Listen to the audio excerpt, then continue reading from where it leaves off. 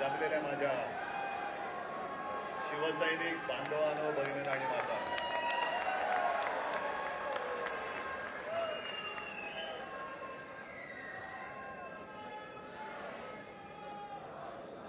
अन्यायाविरुद्ध लढण्यासाठी, भोंगावरती लाथ मारण्यासाठी ज्यांनी महाराष्ट्रामध्ये जी एक ठिणगी पेटवली, त्या शिवसेना प्रमुखांचा आज जन्मदिवस आहे. साहजिकच आहे, एक पुत्र म्हणून तर नक्कीच, पण त्यांचा एक कट्टर कडवट शिवसैनिक म्हणून तुमच्या बरोबरीने मी त्यांना नम्र अभिवादन करत आहे. बऱ्याच वर्षांनंतर आज आपलं असं अधिवेशन किंवा शिबिर होत आहे. विषय खूप आहेत, पण आज एक रामायणातले बारकावे संजय राऊत यांनी जे सांगितले, म्हणजे रामदास स्वामींनी मनाचे श्लोक सांगितले होते, तसे आणि सामनाचे श्लोक सांगितले. सामना कसा करावा म्हणून सामनाचे श्लोक. आणि खरंच आहे की संजय, आपण, सुषमाताई, आपण प्रभू श्री रामचंद्राचा अनुयायी कसा असायला पाहिजे म्हणून माझा उल्लेख केला. संयम, एकवचनी, एकपत्नी, आता तुम्ही म्हणाला, आणि ते खरंच आहे. ते काय वेगळं सांगण्याची गरज नाहीच. पण आज जे काही रामाचे मुखवटे घालून रावण फिरतायत,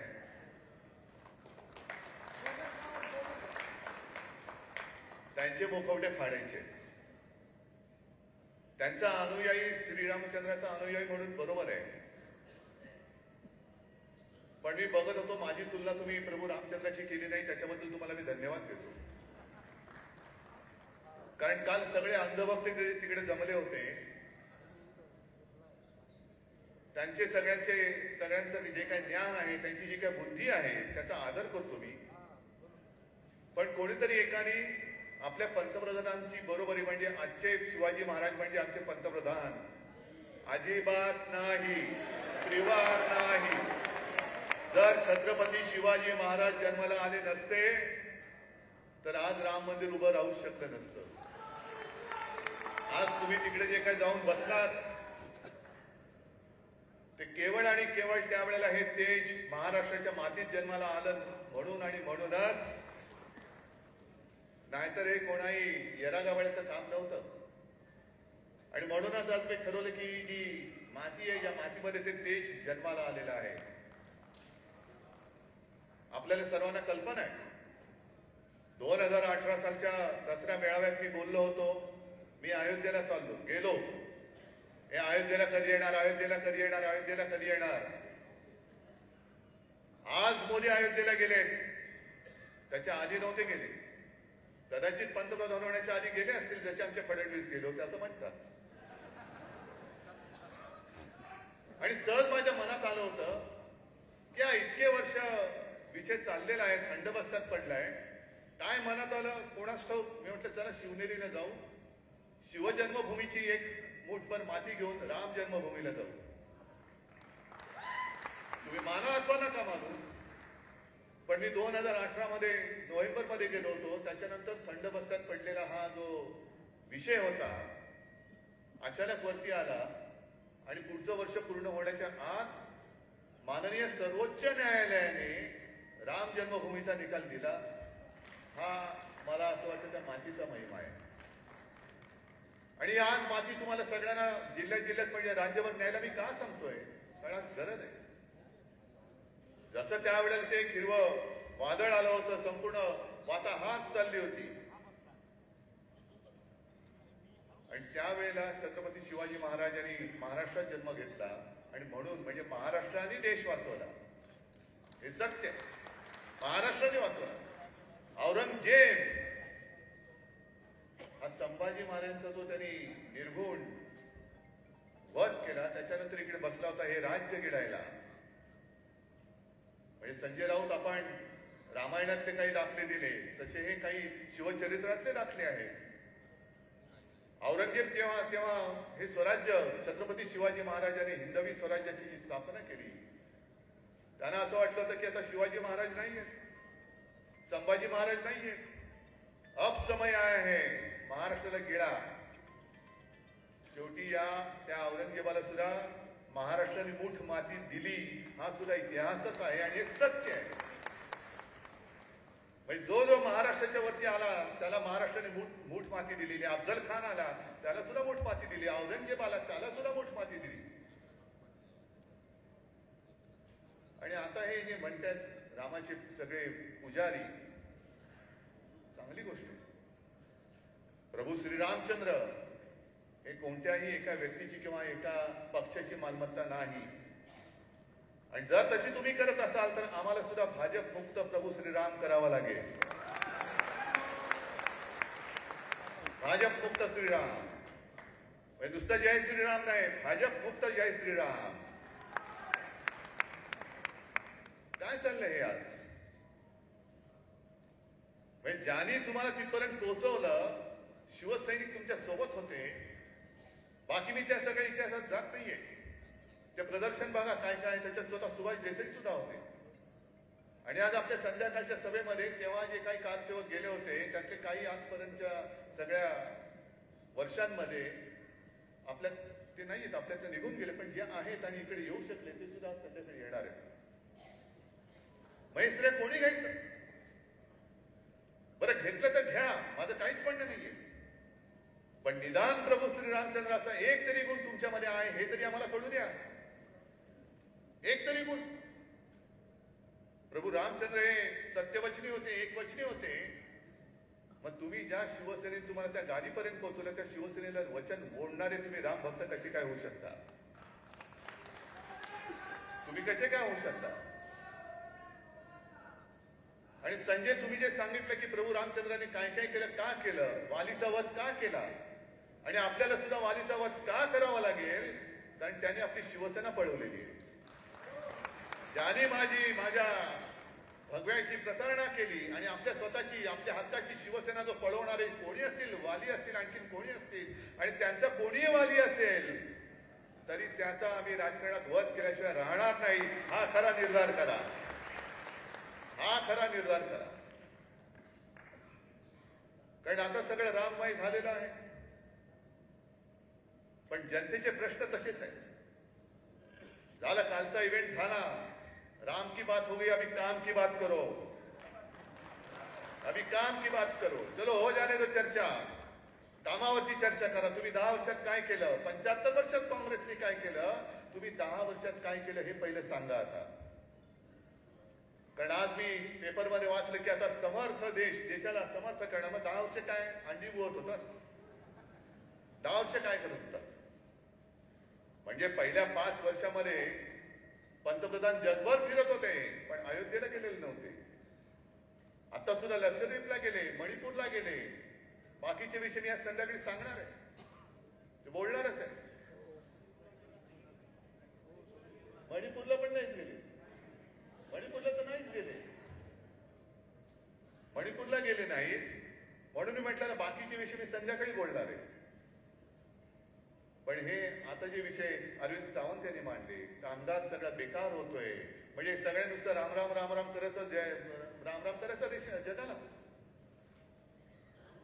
अंबादास हे बोलले, अंबादास तुम्ही म्हणालात की गेल्या वर्षभरात किंवा काही महिन्यात अमरावती जिल्ह्यात जवळपास 1100 शेतकऱ्यांनी आत्महत्या केल्या. अमरावती जिल्ह्यात काय पीक विमा मिळाला, नुकसान भरपाई मिळाली, कोण देणार? नोकऱ्या मिळाल्या, 2 कोटी नोकऱ्या कुठे? हे जे काय असं सगळ्यांना भारावून टाकलं जात आहे की कोणाला तरी पकडतात आणि यांच्यामुळे मला हक्काचं घर मिळालं. साफ झूट आहे, अजिबात नाही. सगळी चॅनल्स मी त्यांना दोष देत नाही, कारण दबाव एवढा आहे की ते जे म्हणतील तेच दाखवावं लागतं. आणि आता सुद्धा मला कल्पना नाही, लाईव्ह दाखवत असतील किंवा काही ठिकाणी केबल सुद्धा बंद केले जातं. हे तुमचं रामराज्य? अरे हिंमत असेल तर समोरासमोर मैदानात या ना, मग बघू कोण काय आहे ते मैदानात या. पण आज जे माझे शिवसैनिक होय, मी माझे बोलतो कारण माझी ती वडिलोपार्जित संपत्ती आहे. होय, मी घराणेशाही असेल पण माझी ही घराणेशाही घराण्याचा वारसा आहे. म्हणून हे सगळे शिवसैनिक मला वारसे हक्काने मिळालेले आहेत, चोरून मिळालेले नाहीये.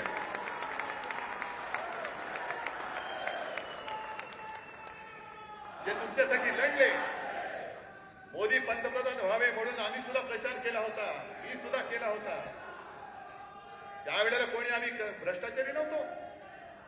जे वर्षानुवर्ष शिवसैनिकांनी खस्ता खाल्ल्या आणि तुम्हाला ते दिल्ली नाही तर दिसलेच नाही. तुमच्या पुचाट भाजपावाल्यांमुळे तुम्हाला दिल्ली दिसलेली नाही, माझ्या वीर मत शिवसैनिकांमुळे तुम्हाला दिल्ली दिसलेली आहे. आणि ते सगळे शिवसैनिक आज गुन्हेगार, अनिल परब गुन्हेगार, रवींद्र वायकर गुन्हेगार, किशोरीताई गुन्हेगार, सूरज गुन्हेगार, सगळे गुन्हेगार. जेव्हा मुंबईमध्ये दंगली पेटल्या होत्या तेव्हा हे सगळे माझे शिवसैनिक आहेत. तुम्ही सुद्धा आहात, तुम्ही सुद्धा गावागावामध्ये हिंदूंचं रक्षण केलं होतं. आम्ही विचारत नाही बसलो शिवसेनेचा आहेस का भाजपचा आहेस. पण यांनी तिकडे मार खाल्लेला आहे, पोलिसांनी तुडवलेला आहे, लष्कराने तुडवलेला आहे, तुरुंगवास भोगलेला आहे. श्रीकृष्ण अहवालाच्या माध्यमातून जो काय अहवाल आला, आपण केराच्या टोपलीत सांगे टाकला होता. मनोहर जोशी मुख्यमंत्री होते, वाजपेयीजींनी सांगितलं नीतिमत्ता ना ऐसा नाही करना चाहिए. मग घेतला आणि आम्ही गीता म्हणून पूजन केलं त्याचं, कारण त्यांना माहिती होतं त्याच्यात भाजपवाले नाही सापडणार, शिवसैनिक सापडणार आहेत. भाजपवाले होते कुठे? हे सगळे माझे शिवसैनिक. तुम्ही त्यांच्यावरती आज खोट्या, राजन साळवी आहे, राजन साळवी आणि कुटुंब आता सुद्धा आले मला भेटले. नाही वाकणार नाही म्हणाले, झुकणार नाही. संजय राऊत तुरुंगात जाऊन आले, संजय राऊत तुरुंगात जाऊन आलेले. पण हे अचानक सगळे तुम्हाला भ्रष्ट वाटायला लागले. मग तुमचे जे काय भ्रष्टाचाराचे पाडे आम्ही वाचतो आहोत त्याच्या चौकशा लावा ना. आम्ही लावणार आणि उद्या तुम्हाला तुरुंगात टाकणारच आहोत.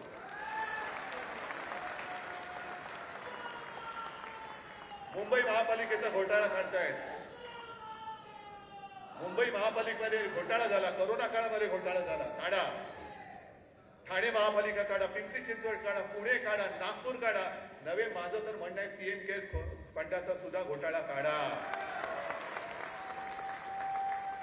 काय पीएम केअर म्हणजे मी मागे बोललो होतो, पीएम केअर म्हणजे काय? ते हास्य जत्रेमधलं प्रभाकर मोरे केअर फंड नव्हता तो. अरे वसाड्या पैसे दे. पीएम केअर म्हणजे काय? पंतप्रधान मदत निधी ना का काय? तो म्हणे खाजगी आहे. म्हणजे कोणाचा आहे? उद्या तुम्ही पंतप्रधान नसणार, मग तो पैसा कोणाकडे जाणार? का घेऊन जाणार घरी? मग त्याच्यामध्ये हा काय लाखो करोडो रुपये तिकडे जे जमवले आणि ते कोणाकडे गेले त्याचा हिशोब पहिला द्या. मग माझ्या भ्रष्ट नसलेल्या शिवसैनिकावर तुम्ही भ्रष्ट बुद्धिवाल्यानो भ्रष्टाचाराचे आरोप करा. पण यांचा भ्रष्टाचार काढला तर एखाद दिवस बातमी चालली तर चालते, वरून दम आला की बंद होते. हे तुम्हाला करायचे. हे नुसते कलश घेऊन घागरी घुमतात तसं घुमत नाही बसायचं महाराष्ट्रामध्ये.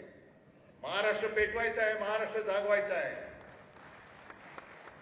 यांचे जे काही घोटाळे आहेत, अगदी महाराष्ट्रामध्ये आता जवळपास तो अँब्युलन्स, अरे काय नालायकानो तुम्ही, रुग्णवाहिकांची गरिबांना सेवा देणारे रुग्णवाहिका त्याच्यामध्ये 8,000 कोटीचा घोटाळा करता. 8,000 कोटी. किशोरीताईंवरती काय आरोप? काय ते कसल्या बॅग? Body bag. अहो कॅटचा अहवाल आहे, जिथे जिथे भाजप प्रशासित राज्य त्या राज्यामध्ये तरुणामध्ये जे मृत पावलेले आहेत त्या मृतदेहांवरती सुद्धा उपचार करून ह्या लोकांनी टाळूवरचं लोणी खाणारी अवलाद आहे. सीएजीचा रिपोर्ट आहे माझ्याकडे रिपोर्ट. काढीन काढायचं तर त्याचेही प्रदर्शन भरवा. एका बाजूला 8,000 कोटीचा घोटाळा करतायत, त्याच्याबद्दल प्रश्न विचारायचा नाही. तिकडे मृतांवरती उपचार करून म्हणजे ते जिवंत आहे असे दाखवून त्याचे पैसे तुम्ही काढताय. त्या घोटाळ्याबद्दल कोणी बोलायचं नाही. आणि अक्षरशः जीवावरती उदार होऊन माझ्या महाराष्ट्रात त्या करोनाशी लढा दिला, त्याचं कौतुक जागतिक पातळीवरती झालं. त्या माझ्या शिवसैनिक आणि माझ्या प्रशासनाला तुम्ही बदनाम करून टाकता. घोटाळ्याची सुरुवात तुमच्या पीएम केअर फंडापासून झालेली आहे, तिथून झालेली. त्याचा तुम्ही हिशोब देत नाही. अरे स्वच्छ असाल तर हिशोब द्याल, स्वच्छच नाही तिकडे हिशोब कसला देणार तुम्ही? आणि हे ईडी बीडी सगळ्या त्यांच्या घरगड्यासारखे जे राहत आहेत त्यांच्या त्यांचे काही घरगडे आमच्याकडे पण द्या, आम्ही सांगतो त्यांच्यावरती धाडी टाका. आम्ही सांगतो त्यांना तिकडे जा आणि धाडी टाका. आणि केवळ महाराष्ट्रामध्येच नाहीये, अगदी आपल्या बाजूला कर्नाटकामध्ये आता तिकडे काँग्रेसची सत्ता आली, तिकडे त्यावेळेचे जे भाजपचे मंत्री होते बसवराज पाटील का काहीतरी नाव आहे त्यांचं, त्यांनी सांगितलेले त्यांच्यावरती कोणीतरी काय आक्षेप घेतला, आरोप केला, त्यांनी भाजपला आव्हान दिलं, याद राखा मला नोटीस पाठवली, तुम्ही तुमचे 40,000 कोटीचे घोटाळे बाहेर काढले. काय उघडलं तुम्ही बसवराज पाटलांचं?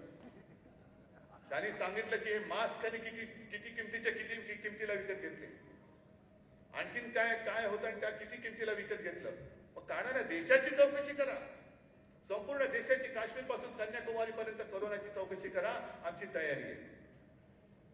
पण तुम्ही जे सिलेक्टेड चाललेले की अगदी सुद्धा आता सुरतच्या याच्या बाबतीत सुद्धा कंपनी आहे, त्या कंपनीतले त्या गटात गेले, निंदे झाले, त्यांना सोडलं, आणि जो सूरज ताठ मानेने आपल्या शिवसेनेत राहिला त्याला तुम्ही तुरुंगात टाकताय.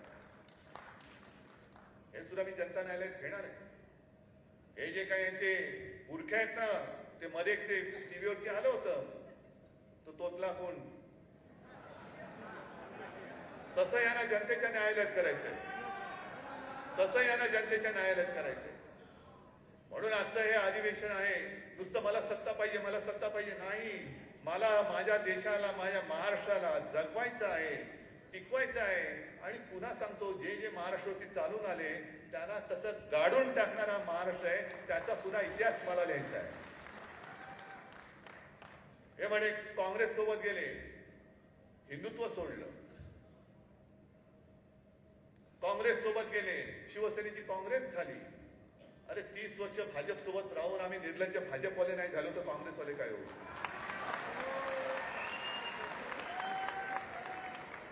पण आज मुद्दामून, कारण मध्ये आदित्य बोलला होता ते बरोबर आहे, इतिहास उकरून जास्त काय होणार नाही, भविष्य घडवायला शिका, भविष्यात काय चाललेलं आहे.